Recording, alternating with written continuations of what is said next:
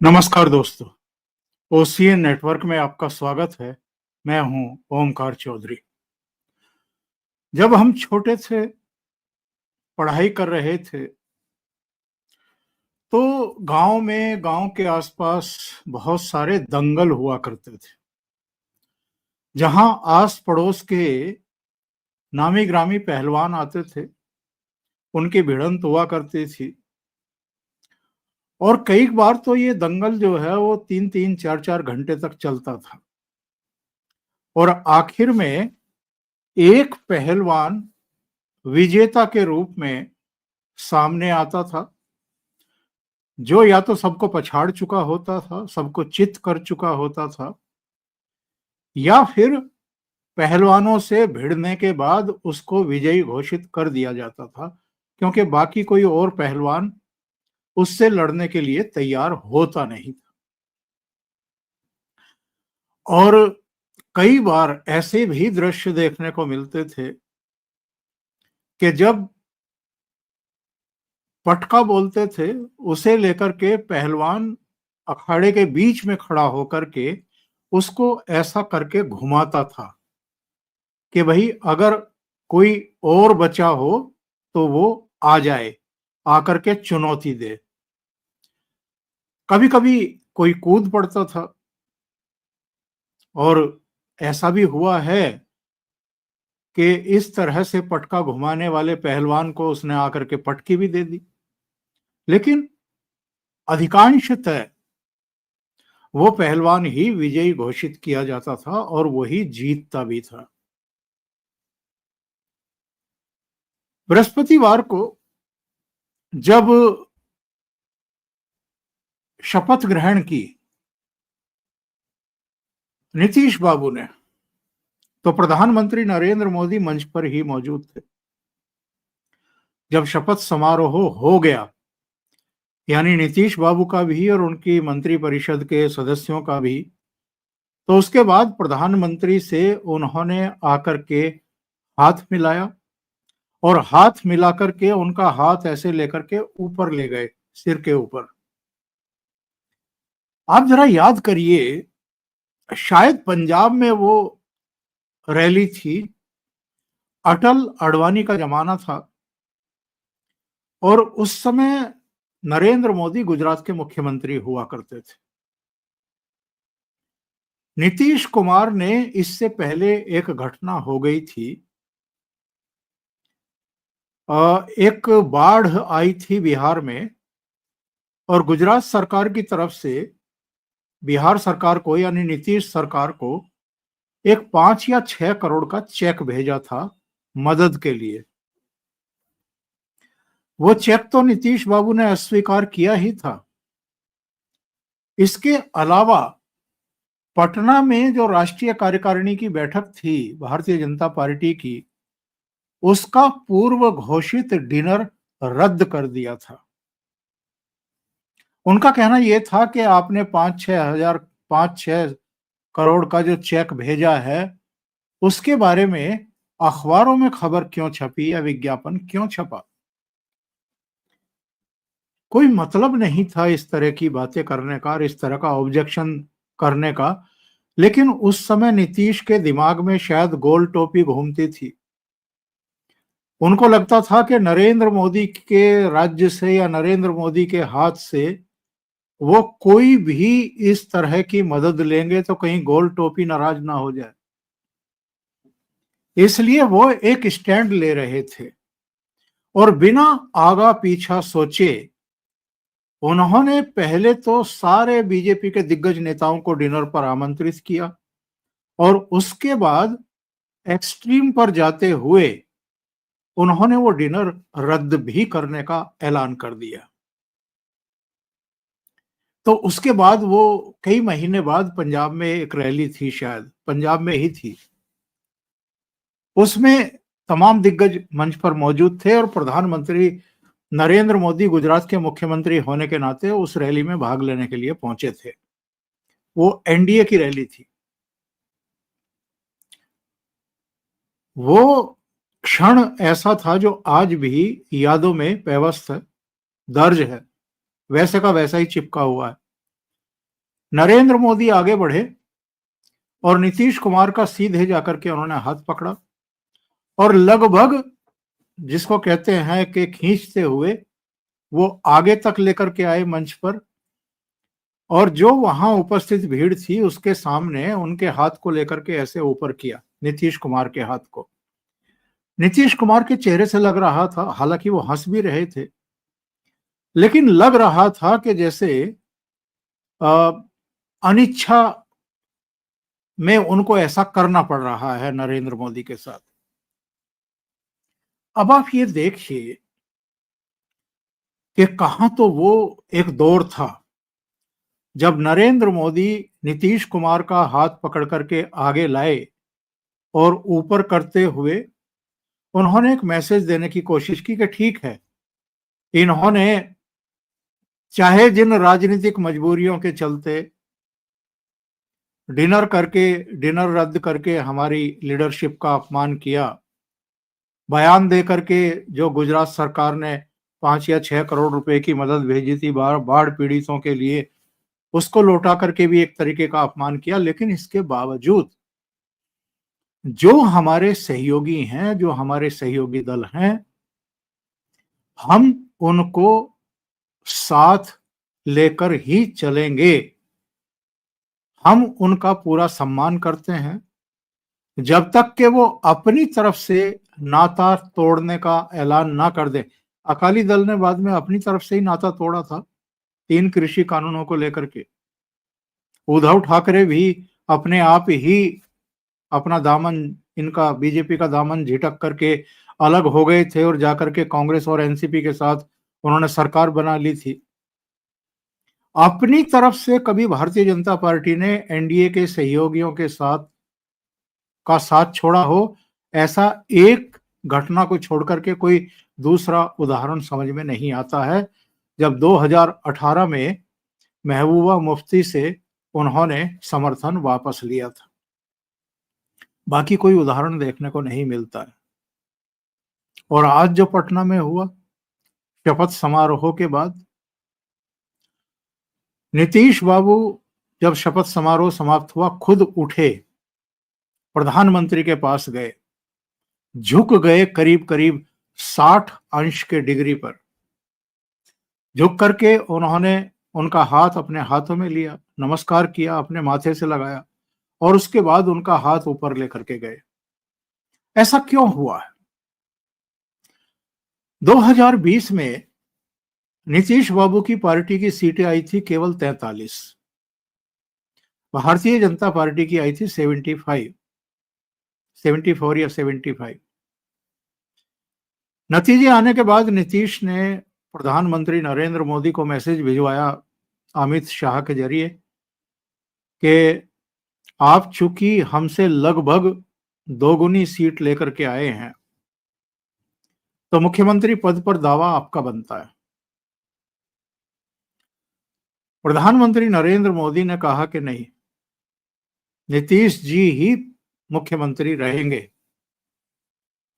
और उसके बाद नीतीश के मन में, हालांकि उससे पहले ही जब वो छोड़ करके गए थे कुछ समय के लिए भारतीय जनता पार्टी को छोड़ करके और लालू और कांग्रेस के पास चले गए थे, और बाद में ये इंडिया गठबंधन वगैरह, इसकी शुरुआत भी पटना से ही हुई थी। पटना में जमावड़ा हुआ था पहला, करीब 16 दलों का, उसकी अगुवाई भी उस समय तक नीतीश कर रहे थे।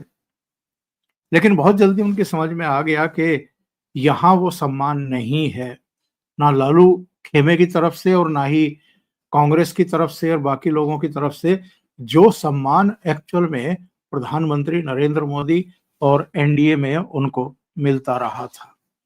वरना क्या वजह है कि नीतीश भी वापस आए और चंद्रबाबू नायडू भी वापस आए।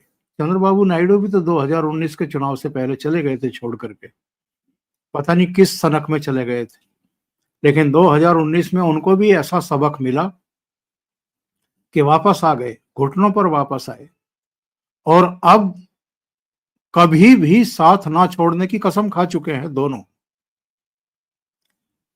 अब देखिए कि 2020 में नीतीश बाबू की सीटें घट करके 43 रह गई थी।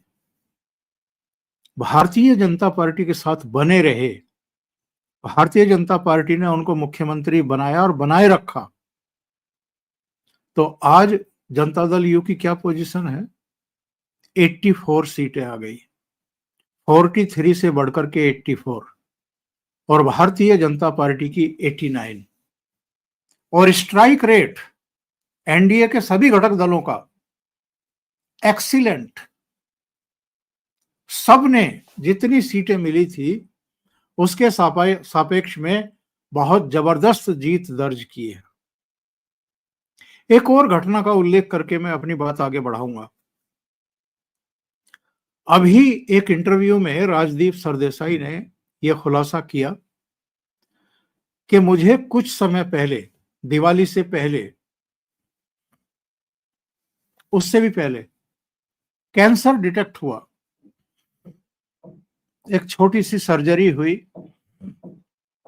और उससे मैं उबर गया।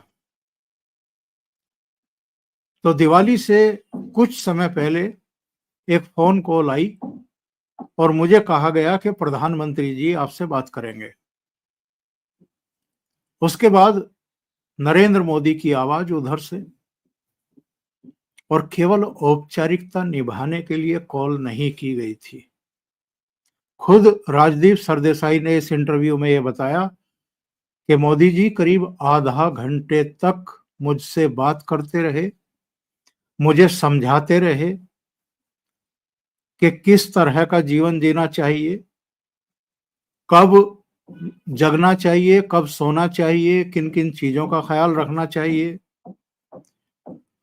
और ठीक इस तरीके से जैसे कि मैं उनके परिवार का सदस्य हूं। उन्होंने कहा कि ये बात ठीक है कि बहुत पुराने समय में जब मैं रिपोर्टर हुआ करता था और वो गुजरात की राजनीति करते थे, तब तो वो मुख्यमंत्री भी नहीं बने थे, तो उठना बैठना था, गप्पे सप्पे हम लोग मारते थे साथ बैठ करके। लेकिन उसके बाद तो नदियों में बहुत पानी बह चुका। आप भी जानते हैं, हम भी जानते हैं कि राजदीप सरदेसाई इस देश के उन पत्रकारों में से एक हैं जो पाला खींच करके प्रधानमंत्री नरेंद्र मोदी के खिलाफ मुहिम छेड़े हुए हैं। उनके प्रोग्राम के कंटेंट देख लीजिए, उनके गेस्ट देख लीजिए, कौन किसको बुलाते हैं। वो ये दिन रात प्रधानमंत्री नरेंद्र मोदी को गालियां निकालते हैं और कोसते रहते हैं। इसके बावजूद अगर राजदीप सरदेसाई के बारे में उनको कोई सूचना मिली बीमारी की, और वो आधे घंटे तक उनको फोन करके सलाह दे रहे हैं, देश का प्रधानमंत्री आधे घंटे तक किसी को फोन पर कुछ समझा रहा है, बता रहा है, किसको? जो उनके खिलाफ लगातार प्रोग्राम करता रहता है। उसके बारे में कभी नरेंद्र मोदी ने परवाह नहीं की। लेकिन अगर कोई आपका आलोचक भी है और घोषित आलोचक है और कोई मौका ही नहीं छोड़ता है, तब आप अगर उसके जीवन की और उसके स्वास्थ्य की चिंता करें तो ये बात मायने रखती है। और राजदीप को प्रधानमंत्री नरेंद्र मोदी की चाहे अनचाहे प्रशंसा करनी पड़ी, और ये नसीहत भी देते हुए दिखाई दिए राहुल गांधी को कि कुछ नरेंद्र मोदी से सीखें। जो मॉडर्न पॉलिटिक्स है जरा उसको समझें, लोगों का जो माइंड सेट चेंज हो चुका है जरा उसको भी समझ करके और बदली हुई परिस्थितियों में अपने आप को बदलें।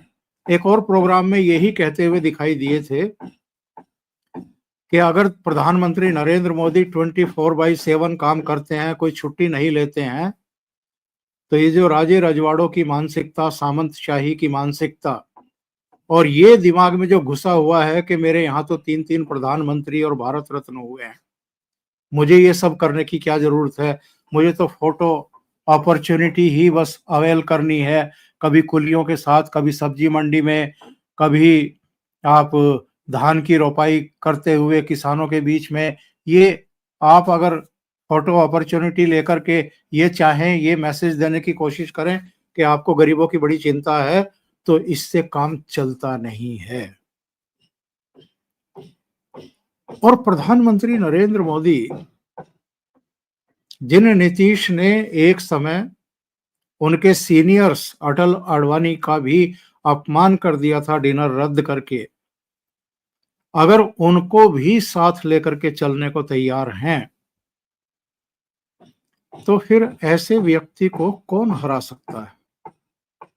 मैं बहुत लंबी चौड़ी बात नहीं करूंगा इस वीडियो में, सिर्फ 3-4 चुनाव की बात बताता हूं, उसके बाद कंक्लूड करूंगा इसको। लोकसभा चुनाव में एक बड़ा झटका लगा था प्रधानमंत्री नरेंद्र मोदी को। उनकी अपनी पार्टी बहुमत से 32 सीटें दूर खड़ी रह गई थी, 240 सीटें ही जीत पाए थे। और जब वो भाजपा मुख्यालय पहुंचे थे तो उनकी आंखों में एक सूनापन, एक प्रायश्चित सा, एक हल्का सा गिला मतदाताओं के प्रति, और कहीं ये भी थॉट कि यार कहीं कमी रह गई, लोगों को कन्विंस नहीं कर पाए, समझा नहीं पाए, कहीं अपनी ही कमी है। वो एक उनकी आंखों के सूनेपन में दिखाई दे रहा था। लेकिन वो कंधे ढीले करके नहीं बैठे। उन्होंने चुनाव आयोग को या पूरी प्रणाली को या संस्थाओं को या अपने सहयोगियों को या मतदाताओं को, उन सबको जिम्मेदार नहीं ठहराया, उनके सिर पर ठीकरा नहीं फोड़ा, बल्कि जहां जो कमी रह गई थी लोकसभा चुनाव में, उन कमियों पर गौर किया, उनकी समीक्षा की, और संघ के साथ में एक अच्छा तालमेल, एक अच्छा समन्वय और संवाद स्थापित करके उन सारी कमियों को दूर करने का प्रयास किया। उसका नतीजा आप देखिए। भूपेंद्र हुड्डा ने राहुल गांधी को कहा था कि इस बार का चुनाव मैं जीत करके दूंगा, मुझे आप मेरे ऊपर भरोसा करिए। भूपेंद्र सिंह हुड्डा प्रधानमंत्री नरेंद्र मोदी का विजय रथ रोक नहीं पाए और तीसरी बार भी वहां भारतीय जनता पार्टी की सरकार बन गई। इसके बाद उद्धव ठाकरे, शरद पवार और कांग्रेस, इन सब ने मिलकर के महाराष्ट्र में यह सोचा कि भाई लोकसभा चुनाव में जब हम 48 में से 31 सीटें जीत सकते हैं, तो विधानसभा चुनाव जीतना तो हमारे बाएं हाथ का खेल है। लेकिन क्या रोक पाए? शरद पवार, जिसको चाणक्य बताता था दिल्ली का मीडिया, उनकी पार्टी टूट गई, उद्धव ठाकरे की पार्टी टूट गई, अजीत पवार और उधर एकनाथ शिंदे के नेतृत्व में, और वो काम तो 2-2.5 साल पहले ही हो गया था सरकार बदलने का। उद्धव ठाकरे की कुर्सी चली गई, पार्टी टूट गई, सिंबल भी छिन गया, एकनाथ शिंदे को मुख्यमंत्री बनाया। नतीजा क्या हुआ? लोकसभा चुनाव में वो लोग अपर हैंड पर थे और विधानसभा चुनाव लगभग एक तरफा नरेंद्र मोदी के नेतृत्व में भारतीय जनता पार्टी के महायुति ने जीत लिया। दिल्ली, अरविंद केजरीवाल जो छाती पीट करके, ठोक करके कहते थे कि मोदी जी हमें हराने के लिए तो आपको दूसरा जन्म लेना पड़ेगा, उसको दिल्ली की जनता ने उठा करके यमुना में फेंक दिया। और दिल्ली में भी 26-27 साल बाद भारतीय जनता पार्टी की सरकार बनी और वापसी हो गई। तो लोकसभा चुनाव के बाद आप देखिए कि हरियाणा, महाराष्ट्र और दिल्ली, 3 जगह भारतीय जनता पार्टी के मुख्यमंत्री बन गए थे। और बिहार की चुनौती भी इस बार कम नहीं थी।